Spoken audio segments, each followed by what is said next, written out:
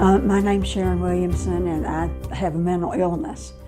I have a long history of mental illness. I was first treated for anxiety when I was in like the 5th grade.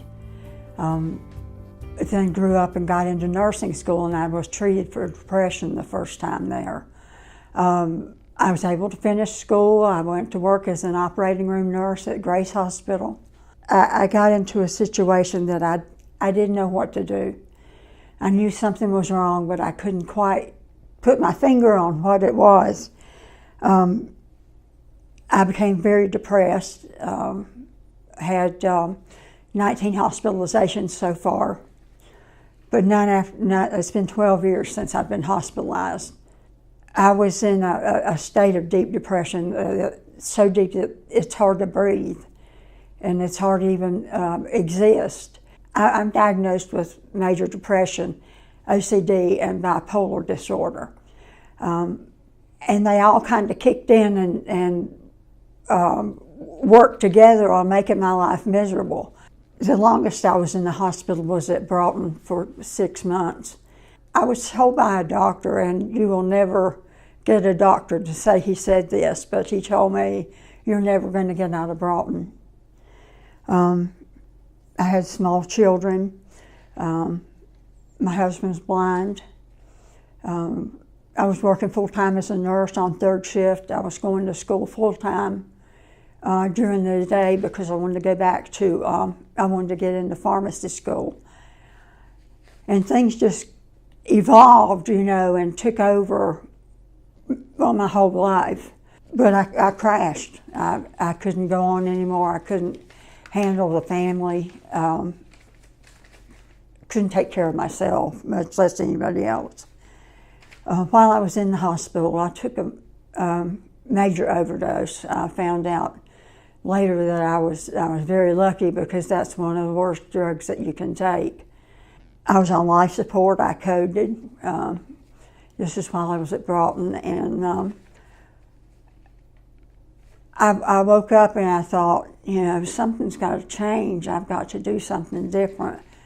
I also had shock treatments. I had about 24 shock treatments, and it's not anything like it is in the movie. It's much easier process now. But I've always been the kind that if I can find something humorous in anything, I can get through it. So I went out on pass with my parents one weekend and went shopping, and I found a red nightshirt that said "Danger High Voltage." So that's what I would wear for shock treatment. The doctor got a kick out of it, and it kind of let them know, I'm in here, I'm still here. Sharon hasn't gone anywhere, she's just being pushed back. People with mental illness are people. I was just in and out of the hospital all the time. I'd go in the hospital and stay 2 weeks. I would be out 2 weeks and I was back in there. I understand that it's frustrating for staff because you see the same people coming in all the time. And I thought that was going to be my life. I was just going to be in and out of hospitals all the time. And I wanted to be home and be a mother. You may be diabetic, you may have heart problems, you may have mental illness, and that's what it is. It's an illness that people don't understand a lot of times. I've been told cheer up so many times I could scream, and it doesn't work that way. I don't know anybody that has ever asked to be depressed. It's something that happens and it takes over your life, and you don't see the future. I live day to day, sometimes hour to hour, thinking if I can just get by one more hour, just one more minute sometimes. And that's the way it was every day of my life. I wanted to get out of this, and I wanted to go back and be like it used to be, and it'll never be that way again. I have changed through this, and I feel like I'm a better person, and you feel like it'll never end. But wellness is possible. There was a new service that was just starting, and it was a pretty unusual thing. It was called Support Specialist. And I thought, I don't really know what that means or whatever. What it means is it's somebody that has or has had a disease, a mental illness or a substance abuse problem, that have recovered to the point that they can go back and help other people. I'm not a doctor, I'm not a therapist. I'm just a tool that hopefully people will use to see that you can go on, you can get better. Doesn't mean that you're down here sick and you're up here well and everything happens really quick. It took a long time.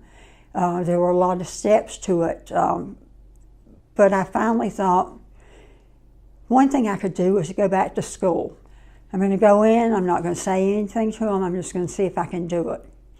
And in 2003, when I was 50 years old, I graduated from Appalachian with a degree in social work and was able to get a job as the peer support specialist and change my life. You know, it let me know that I could go on. Every day is not going to be great. Nobody has every day great. But there are good days, and it seems like they just start adding up a little bit. I think the most important thing that I found out was I'm not alone.